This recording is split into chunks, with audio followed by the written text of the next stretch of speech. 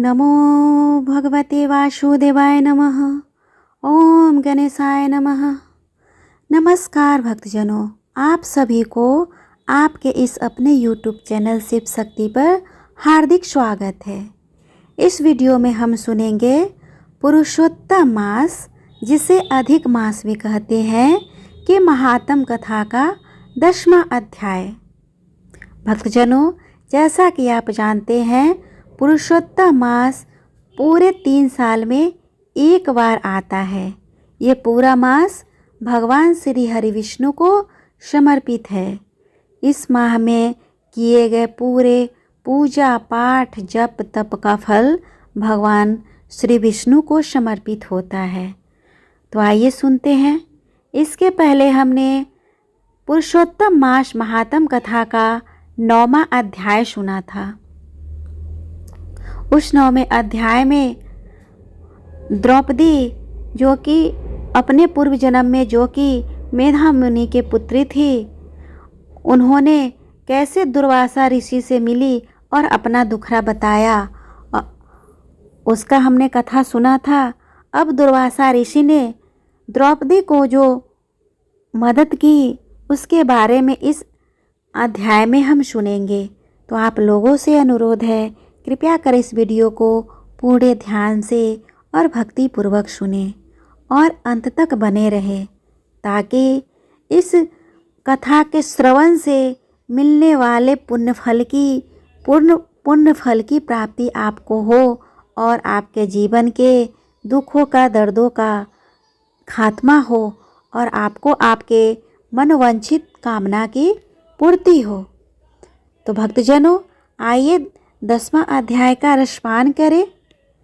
नारद जी बोले, हे तपोनिधे परम क्रोधी दुर्वासा, मुनि ने विचार करके उस कन्या से क्या उपदेश दिया, जो आप मुझसे कहिए। सूत जी बोले, हे द्विजो, नारद का वचन सुनकर समस्त प्राणियों का हित कर दुर्वासा का गोह्य वचन बद्री नारायण बोले। श्री नारायण बोले, हे नारद, मेधावी ऋषि की कन्या के दुख को दूर करने के लिए दुर्वासा ऋषि ने जो कहा वह सुनो। दुर्वासा ऋषि बोले, हे सुरसुंदरी, गुप्त से भी गुप्त उपाय मैं तुझसे कहता हूँ। यह विषय किसी से भी कहने योग्य नहीं है, तथापि मेरे लिए तो मैंने यह विचार ही किया है। मैं विस्तार पूर्वक न कहकर तुझसे संक्षेप में कहता हूँ। हे सुभगे, इस मास के 3रा मास जो आवेगा वह पुरुषोत्तम मास है। इस मास में तीर्थ में स्नान कर मनुष्य भ्रूण हत्या से छूट जाता है। हे सुंदरी, कार्तिक आदि 12 मासों में इस पुरुषोत्तम मास के बराबर कोई मास नहीं है। जितने मास तथा पक्ष और पर्व है, वे सब पुरुषोत्तम मास की 16वीं कला के बराबर भी नहीं है। वेदोक्त साधन और जो परम पद प्राप्ति के साधन हैं, वे भी इस माह को 16वीं कला के बराबर नहीं है। 12,000 वर्ष गंगा स्नान करने से जो फल मिलता है और सिंहस्थ गुरु में गोदावरी पर एक बार स्नान करने से जो फल मिलता है, जो हे सुंदरी, वही फल पुरुषोत्तम मास में किसी भी तीर्थ पर एक बार स्नान करने मात्र से मिल जाता है। हे बाले, यह मास श्री कृष्ण को अत्यंत ही प्यारा है और नाम से ही यह भगवान का स्मारक है। इस मास में पुरुषोत्तम भगवान की सेवा पूजा करने से समस्त कामनाएं सिद्ध होती है। अतः इस पुरुषोत्तम मास का तू शीघ्र व्रत कर। पुरुषोत्तम भगवान की तरह प्रसन्नता पूर्वक मैंने भी इस मास की सेवा की है। एक समय क्रोध में मैंने अम्बरीश राजा को भस्म करने के लिए अर्थकृत्या भेजी थी। सो हे बाले, तब हरि ने जलता हुआ सुदर्शन चक्र मुझको ही भस्म करने के लिए उसी समय मेरे पास भेजा। तब पुरुषोत्तम मास के प्रभाव से ही वह चक्र हट गया। हे सुंदरी, वह चक्र त्रैलोक्य को भस्म करने का सामर्थ्य रखने वाला जब मेरे पास आकर खाली चला गया तब मुझे बड़ा विस्मय हुआ। इसीलिए हे सुभगे, तुम श्री पुरुषोत्तम मास का व्रत कर इस प्रकार मुनि की कन्या को कहकर दुर्वासा ऋषि से विराम लिया। श्री कृष्ण बोले, हे राजन, दुर्वासा का वचन सुन। भावों की प्रबलता के कारण असूया से प्रेरित वह कन्या मूर्खतावश दुर्वासा से बोली। बाला बोली, हे ब्राह्मण, हे मुने, आपने जो कहा वह मुझे रुचता नहीं है। माघ आदि मास कैसे कुछ भी फल देने वाले नहीं हैं। कार्तिक मास कम है, ऐसा आप कैसे कहते हैं? सो कहिए, वैशाख मास सेवित हुआ क्या इच्छित कामों को नहीं देता? सदा शिव आदि से लेकर जब देवता सेवा करने पर क्या फल नहीं देता है, अथवा पृथ्वी पर प्रत्यक्ष देव सूर्य और जगत की माता देवी कन्या सब कन्याओं को देने वाली नहीं है। श्री गणेश क्या सेवा पाकर इच्छित वर नहीं देते हैं? व्यतिपात आदि योगों को और सर्व आदि देवताओं को भी सबको उल्लंघन करके पुरुषोत्तम मास की प्रशंसा करते क्या आपको लज्जा नहीं आती है? यह मास तो बड़ा मलिन, सब कामों में नंदित है। हे मुनि, इस रवि की संक्रांति से रहित मास को आप श्रेष्ठ कैसे कह सकते हैं?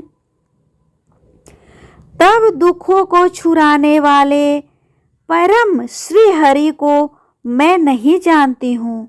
हे देव, दिन रात श्री हरि का चिंतन करती मैं जानकी पति राम और पार्वती शंकर के सिवाय और किसी को नहीं देखती हूँ। हे विप्रेंद्र, अन्य कोई भी देवता ऐसा नहीं है जो मेरे इस दुख को दूर करे। अतः हे मुने, इन सब फलदायकों को छोड़कर कैसे इस मलमास की स्तुति आप कर रहे हो? इस प्रकार ब्राह्मण कन्या का कहा हुआ सुनकर दुर्वासा मुनि शरीर से एकदम जाज्वल्यमान हो गए और नेत्र क्रोध से लाल हो गए। इस प्रकार क्रोध आने पर भी कृपा करके मित्र की कन्या को श्राप नहीं दिया और सोचने लगे कि यह मूर्खा है, हित अहित को नहीं जानती है, अभी बुद्धि इसकी पूर्ण नहीं है। पुरुषोत्तम मास के महात्म का विद्वानों को भी पता नहीं है, तो थोड़ी बुद्धि वाले पुरुष और विशेष करके कुमारियों को तो हो ही कहाँ सकता है। यह कुमारी कन्या माता पिता से रहित दुखाग्नि से जली हुई है, अतः अति उग्र मेरे श्राप को कैसे सहन कर सकती है।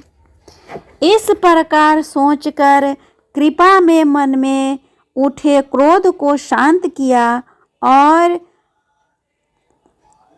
स्वस्थ होकर दुर्वासा मुनि उस अति विह्वल कन्या से बोले। दुर्वासा बोले, हे मित्र पुत्री, मेरे ऊपर मेरा कुछ भी क्रोध नहीं है। हे निर्भाग्य, जो तेरे मन में आवे वैसा ही कर। हे बाले, और कुछ भविष्य कहता हूँ सुन। पुरुषोत्तम मास का जो तूने अनादर किया है उसका फल तुझे अवश्य मिलेगा, इस जन्म में मिले अथवा दूसरे जन्म में मिले। अब मैं नर नारायण के आश्रम में जाऊंगा। तेरा पिता मेरा पुत्र था, इसीलिए मैंने शाप नहीं दिया है। तू बाल भाव के कारण अपने शुभाशुभ तथा हिताहित को नहीं जानती है। शुभाशुभ भविष्य की कोई टाल नहीं सकता है। अच्छा, हमारा बहुत समय व्यतीत हो गया, अब हम जाते हैं, मेरा कल्याण हो। श्री कृष्ण बोले। ऐसा कहकर महाक्रोधी दुर्वासा मुनि शीघ्र चले गए। दुर्वासा ऋषि के जाते ही पुरुषोत्तम की उपेक्षा करने के कारण कन्या निष्प्रभा हो गई। तदंतर बहुत देर तक कन्या ने सोच विचार कर यह निश्चय किया कि देवताओं के भी देवता तत्काल फल देने वाले पार्वती पति शिव की तप द्वारा आराधना करूंगी। हे नृप, मेधावी ऋषि की कन्या ने मन से इस प्रकार निश्चय करके अपने आश्रम में ही रहकर भगवान शंकर की कठिन तप करने को तत्पर हो गई। सूत जी बोले, बहुत फलों के दाता लक्ष्मीपति को और वैसे ही सावित्रीपति ब्रह्मा को छोड़कर एवं दुर्वासा के प्रबल वचन की निंदा कर वह ऋषि कन्या अपने आश्रम में ही अंधक को मारने वाले शंकर की सेवा के लिए तत्पर हो गई। इस तरह पुरुषोत्तम मास कथा अधिक मास का 10वां अध्याय पूर्ण हुआ। भक्तजनों, आपको यह कथा पाठ कैसा लग रहा है? प्लीज़ कमेंट करके बताएं और अगर अच्छा लगे तो मेरे वीडियो को लाइक और शेयर करें। साथ ही मेरे चैनल को भी सब्सक्राइब कर ले ताकि जब भी मैं इस कथा का अगला भाग अपलोड करूं उसका नोटिफिकेशन सबसे पहले आपको मिले और आप इस कथा को श्रवण कर पाएँ और इसके पुण्य फल को प्राप्त कर पाएँ। तब तक के लिए भगवान श्री हरि विष्णु आप सबों पे अपनी कृपा बनाए रखे। श्री शिवाय नमस्तुभ्यं भक्तजनों। ओम नमो भगवते वासुदेवाय नमः।